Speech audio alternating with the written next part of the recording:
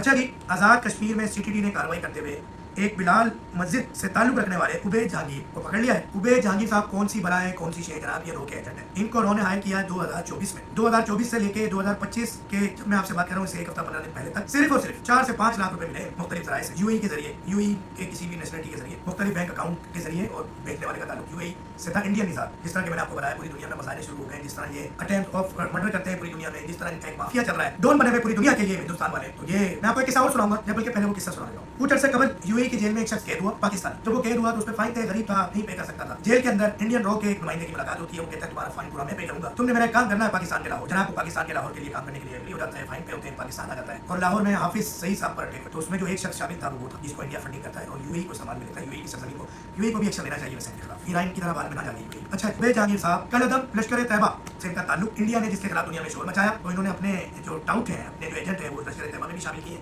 जो कलअदम है, इनका ताल्लुक रावलाकोट से है, मगर अप्रैल के शुरू में ये आते हैं और बिलाल मस्जिद की तस्वीर है। जब इंडिया पाकिस्तान पे हमला करता है तो बिलाल मस्जिद को पिन पॉइंट करके टारगेट किया जाता है। जब ये उबैद जहांगीर साहब पहुंच जाते हैं रावलाकोट, इनके मोबाइल से दीगर लोकेशन भी मिली जो इन्होंने इंडिया के अंदर भेजा, इंडियन को व्हाट्सअप किया यूएई के अंदर, वो भी चीजें सारी निकल गई, पेमेंट की ट्रेसिंग भी सारी निकल गई है, बाकायदा मुकदमा दर्ज हो चुका है। और ये उबैद जहांगीर साहब को कानून के शिकंजे में ले लिया। ये मोबाइल ऐसी चीज है कि ये फंसवा देती है, मरवा देती है, सारे राज खुल के सामने आ जाते हैं। तो ये स्टोरी अगर हम पकड़े बनाए, क्या फिल्म इंडोपी ड्रामा है। तो ये सारी अंदर की खबरें आपके पास लाते हैं, आप खुश हो क्या, आपका मारखोर कैसा काम करता है, आपकी आर्मी एजेंसी कैसे काम। हुआ ये है कि जब बिलाल मस्जिद पर अटैक हुआ तो फिर एजेंसी ने अपना काम मजीद शुरू किया कि ये चंद पैसे कमाने के लिए जो मिसगाइड किया गया, और मिसगाइड के भाई यहाँ पे कोई हमारे जो है ना वो टेररिस्ट होते हैं, हमारे दहशतगर्द होते हैं, हमारी जाती तंजीमें होती हैं। तो ये मिसगाइड भी किसने किया?